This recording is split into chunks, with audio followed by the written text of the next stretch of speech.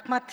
Мен азыр эле ошол Ишеналы Арабаев атындагы мамлекеттик университетте илимий практикалык чоң эл аралык конференция болуп атат. Алмаз Акунжанович эл аралык деңгээлде мамлекеттүүлүгүбүздүн Кара Кыргыз облусунун 100 жылдыгына карата. Ошол учурдан пайдаланып мен айткым келип атат. Былтыркы жылы да бир канча жолу айттым эле, Алмаз Акунжанович, мынагу биздин илимпоздорубуз, тарыхчыларга бир мамлекеттик деңгээлде шарт түзүлүп, бүгүнкү күнү ушул 100 жылдыкка карата бурмаланбаган нагыз кыргыз тарыхын жаздырып, мектептерде кыргыз тарыхын окутуу жагын.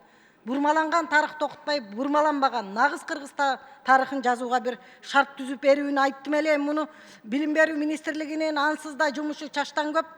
Бул өкмөттүк деңгээлде ушул социалдык тармакты жетектеген вице-премьер министр барбы сиздерде?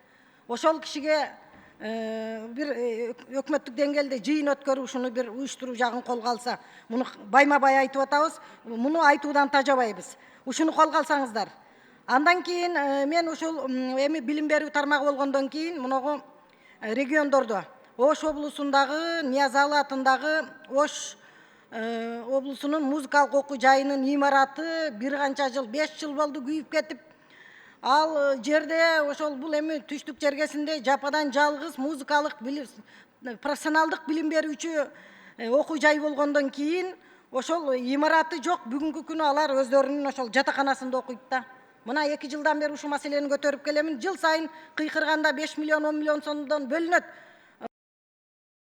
Курулуштун суммасы 105 миллион. Эми ушинтип жылда 10 миллиондон бөлүнүп отурганда канча жылда бүтөт муну? Бул долгострой болуп калды го. Бүгүнкү күнү ошол Найман ПМК компаниясы утуп, мына кече жакында эле мен жолугушуп барганда алар айтты, ушул акча бөлүнбөй атат деп. Ушуну мен быйылкы жылы ушул көбүрөөк каражат бөлүп, ушул Ниязалы атындагы музыкалык окуу жайды бүтүрбөсөк болбойт. 5 жыл болду ансыз делечи. Мугалимдер дагы унчукпай ошол жатаканада иштеп атышат да. Бул өтө чоң көйгөй. Ош, Жалал-Абад, Баткен облустарынын ушул таланттуу балдарынын бар келип окуй турган имарат, окуу жай.